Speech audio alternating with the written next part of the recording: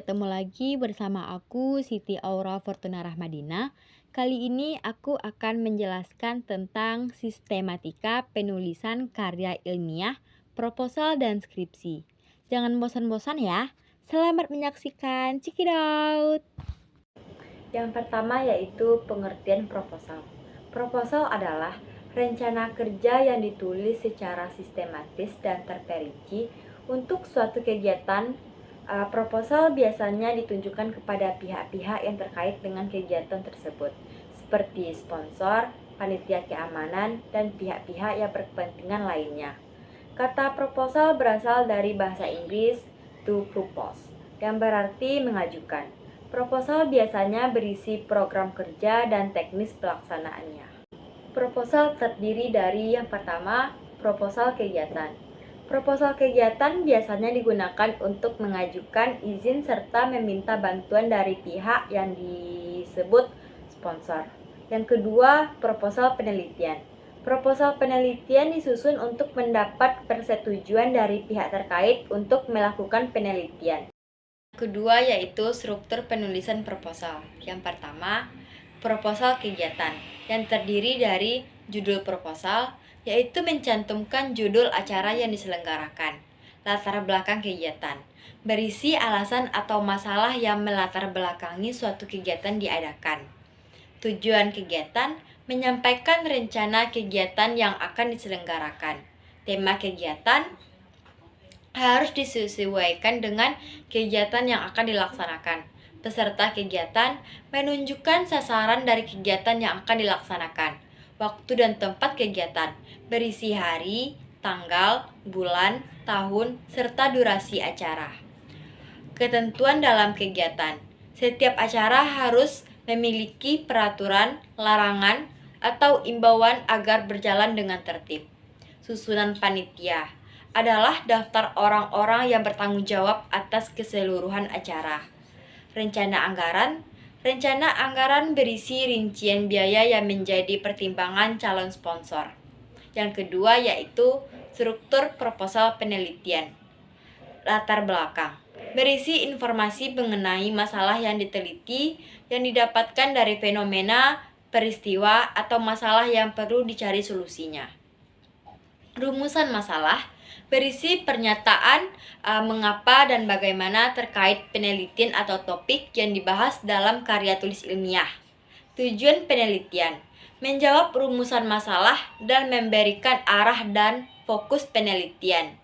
Manfaat penelitian, kegunaan hasil penelitian nanti baik bagi kepentingan pengembangan program maupun kepentingan ilmu pengetahuan. Landasan teori, diperlukan untuk memecahkan masalah penelitian secara sistematis dan terarah. Metode penelitian, prosedur, tata cara, atau langkah-langkah yang digunakan untuk memperoleh data. Rencana anggaran, rincian dana atau biaya yang dibutuhkan untuk melaksanakan penelitian. Yang ketiga yaitu pengertian skripsi. Skripsi adalah karya tulis ilmiah yang merupakan salah satu syarat untuk mendapatkan gelar sarjana. Skripsi biasanya ditulis oleh mahasiswa pada semester 7 atau 8. Skripsi merupakan tugas akhir yang berisi paparan tulisan hasil penelitian mahasiswa tentang suatu masalah atau fenomena dalam bidang ilmu tertentu. Skripsi ditulis dengan menggunakan kaidah-kaidah yang berlaku dalam bidang ilmu yang ditekuni. Yang keempat yaitu struktur penulisan skripsi. Bab 1 pendahuluan berisi latar belakang. Latar belakang berisi permasalahan informasi, alasan mengapa permasalahan ini menarik untuk diteliti, dan teori apa saja yang akan dipakai. Rumusan masalah. Pertanyaan yang mengandung inti masalah dari penelitian ini dan berkaitan dengan teori atau kasus yang diteliti. Tujuan penelitian. Jawaban atau pernyataan yang diharapkan dari penelitian ini. Manfaat penelitian. Manfaat akademis untuk studi yang ditekuni dan manfaat praktis untuk penelitian ini.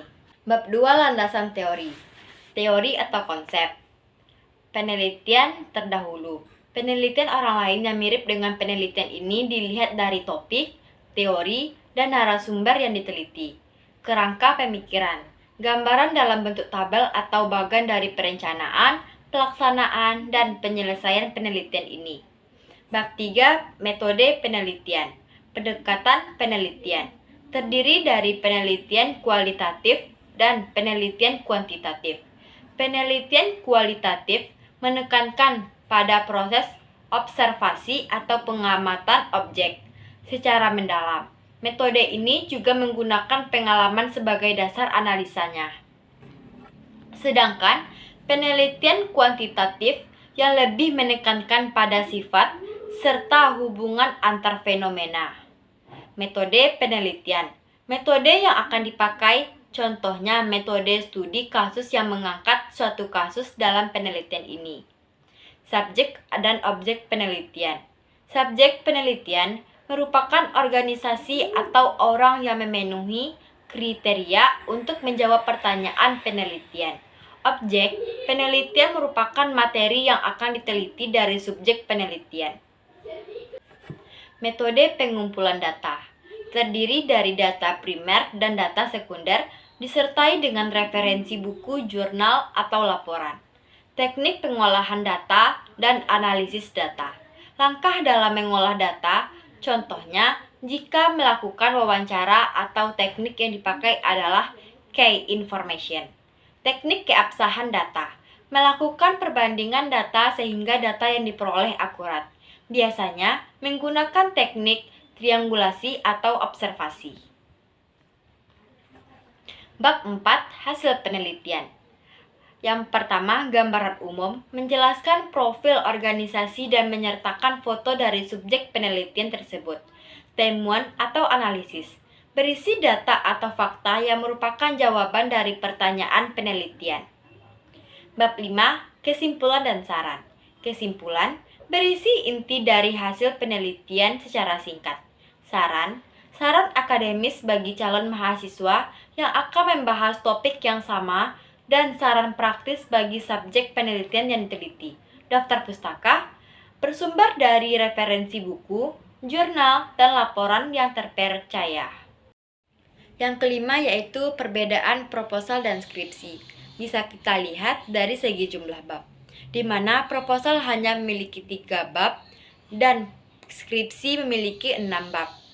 Dari segi pengertian, untuk perbedaannya yaitu proposal dapat diartikan sebagai sebuah rancangan penelitian yang akan dilakukan oleh seorang peneliti atau mahasiswa. Sedangkan skripsi adalah berupa bentuk tindak lanjut dari sebuah proposal penelitian.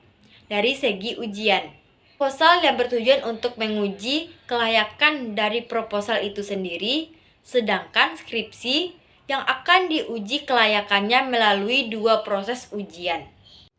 Sekian dari aku, terima kasih banyak. Bye-bye.